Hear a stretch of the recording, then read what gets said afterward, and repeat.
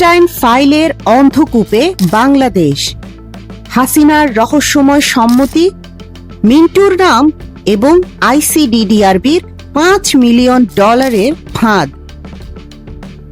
Jeffrey Epstein নামটি শুনলেই চোখের সামনে ভেসে ওঠে লিটল সেন্ট জেমস আইল্যান্ড, নাবালিকা পাচার এবং বিশ্বের ক্ষমতাধরদের এক অন্ধকার বিলাসিতা।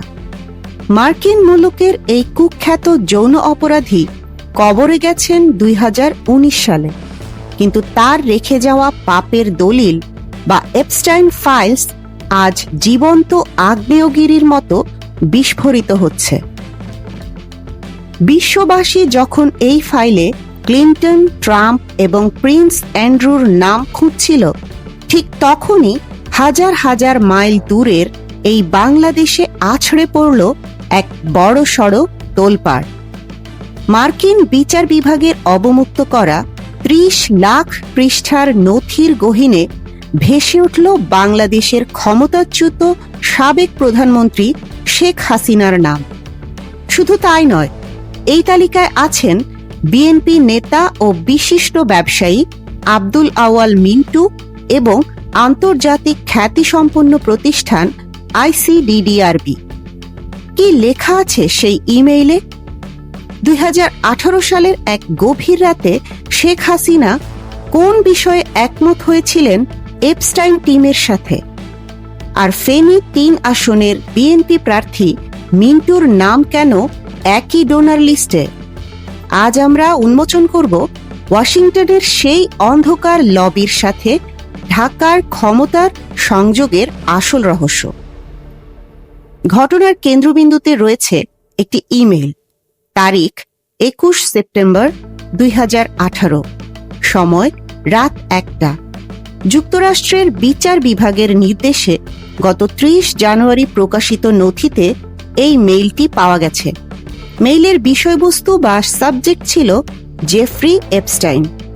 মেইলটি পাঠিয়েছিলেন এপস্টাইনের 20 বছরের পুরনো সহকারী লেসলি গ্রোভ। সেখানে স্পষ্ট লেখা আছে, বাংলাদেশের প্রধানমন্ত্রী একটি অজানা বিষয়ে আমাদের টিমের সাথে একমত হয়েছেন। বিশ্লেষকরা বলছেন, নথিতে সরাসরি শেখ হাসিনা নাম লেখা না থাকলেও 2018 সালে বাংলাদেশের প্রধানমন্ত্রী ছিলেন তিনি। প্রশ্ন হল, কি ছিল সেই অজানা বিষয়? কেন একজন রাষ্ট্রপ্রধানের সাথে এক কুখ্যাত যৌন অপরাধীর টিমের যোগাযোগ থাকবে? এটা কি লবিং, নাকি ক্ষমতার পেছনের অন্য কোনো লেনদেন? মেইলের অনেক অংশ কালো কালি দিয়ে ঢেকে দেওয়া বা রিড্যাক্টেড করা হয়েছে, যা রহস্যকে আরও ঘনীভূত করেছে। পলাতক ও দণ্ডিত শেখ হাসিনার নামের পাশে এই রহস্যময় সম্মতি কি আন্তর্জাতিক আদালতে তার বিপদ আরও বাড়াবে? এপস্টাইন ফাইলের এই ঝড়ে রক্ষা পাননি বিরোধীরাও। নথির আরেক পৃষ্ঠায় উঠে এসেছে বিএনপি নেতা ও ব্যবসায়ী আব্দুল আওয়াল মিন্টুর নাম, তবে প্রেক্ষাপটটি ভিন্ন। নথি বিশ্লেষণে দেখা যায়, ঘটনাটি 2006 সালের। যুক্তরাষ্ট্রের নিউ মেক্সিকোর সাবেক গভর্নর বিল রিচার্ডসনের নির্বাচনী প্রচারণায় অর্থদাতাদের একটি তালিকা পাওয়া গেছে। সেই তালিকায় দেখা যায়, আব্দুল আওয়াল মিন্টু $5,000 মার্কিন অনুদান দিয়েছিলেন।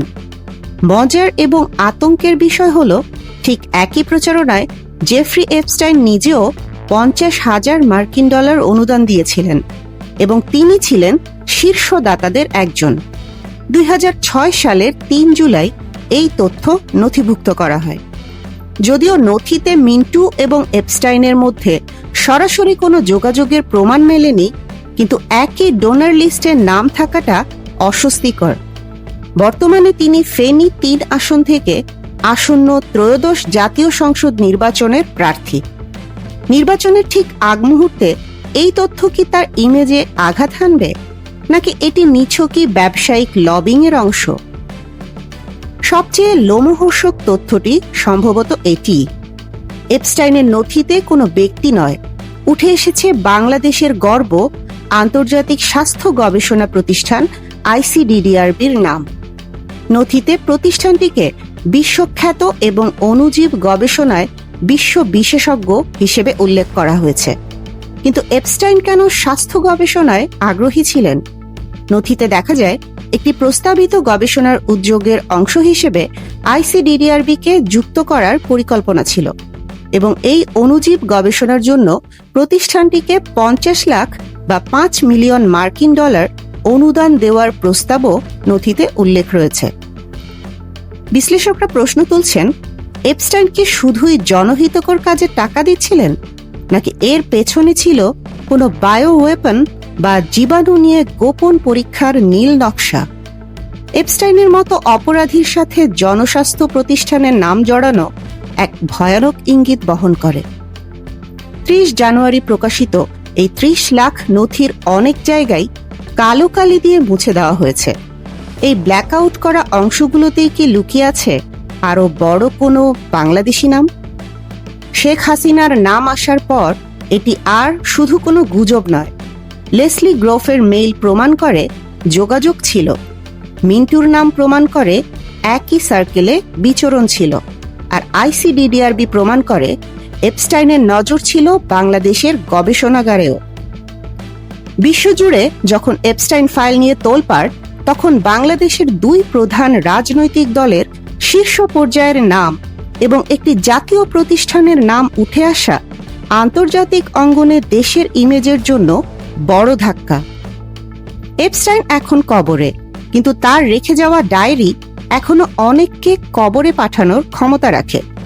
শেখ হাসিনা কি সেই অজানা বিষয় নিয়ে মুখ খুলবেন? মিন্টু কি ব্যাখ্যা দেবেন? নথির কালো কালির নিচ থেকে সত্য বেরিয়ে আসা এখন সময়ের ব্যাপার মাত্র। চোখ রাখুন আমাদের পর্দায়। আন্তর্জাতিক এই কেলেঙ্কারির প্রতিটি আপডেট আমরাই পৌঁছে দেব সবার আগে।